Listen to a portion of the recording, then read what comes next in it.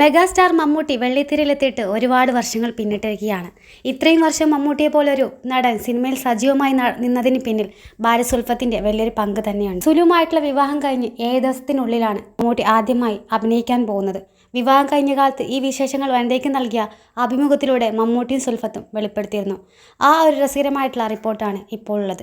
1979 April 1 ഞങ്ങളുടെ വിവാഹ നിശ്ചയം.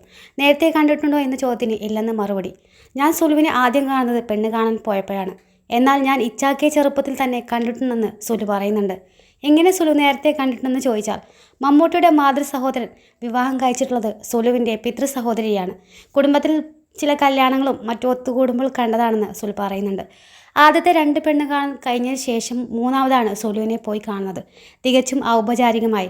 ആദ്യത്തെ 2ഉം വേണ്ടെന്ന് വെച്ചത് പെണ്ണിനെ ഇഷ്ടപ്പെടാത്തത് കൊണ്ടാണ്. എനിക്കല്ലെങ്കിൽ ബാപ്പയ്ക്കും ഉമ്മയ്ക്കും. സുലുവിനെ എല്ലാവർക്കും ഇഷ്ടമായി, സുലുവിന് എന്നെയും.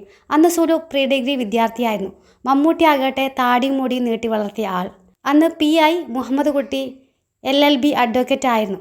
കല്യാണം കഴിഞ്ഞ് 7ാം ദിവസമാണ് ആദ്യമായിട്ട് സിനിമയിലേക്ക് മമ്മൂക്ക പോകുന്നത്. അഭിനയം തുടങ്ങിയിട്ടും വക്കീൽ പണി തുടർന്നിരുന്നു. സിനിമയിലേക്ക് പൂർണ്ണമായും മാറാൻ 1.5 വർഷത്തോളം എടുത്തുവെന്ന് അദ്ദേഹം പറയുന്നു.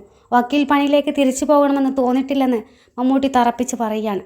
അഭിനയം നിർത്തിയാൽ എന്തെങ്കിലും ബിസിനസ് ചെയ്യാനാണ് ഇച്ചാക്കയുടെ പരിപാടിയെന്നും സുലു അന്ന് വ്യക്തമാക്കിയിരുന്നു. മമ്മൂട്ടി സിനിമയിൽ അഭിനയിക്കുന്നതിൽ സുലുവിന് എന്തെങ്കിലും എതിർപ്പുണ്ടോ എന്ന ചോദ്യത്തിന് അന്ന് സുലു ചിരിക്കുക മാത്രമാണ് ചെയ്തത്. 3 വയസ്സിൽ ആദ്യമായി വേലക്കാരൻ എന്ന സിനിമ കണ്ടപ്പോൾ മനസ്സിൽ പൊട്ടിമുളച്ചതാണ് നടനാവുക എന്ന മോഹം. ഇത്രയൊക്കെയായി ഇനി പിറകോട്ടില്ല എന്നാണ് മമ്മൂക്കയുടെ മറുപടി. സിനിമാ സീരിയൽ രംഗത്തെ സെലിബ്രിറ്റികളുടെ വിശേഷങ്ങൾ അറിയാൻ ഈ ചാനൽ സബ്സ്ക്രൈബ് ചെയ്യാൻ മറക്കരുത്.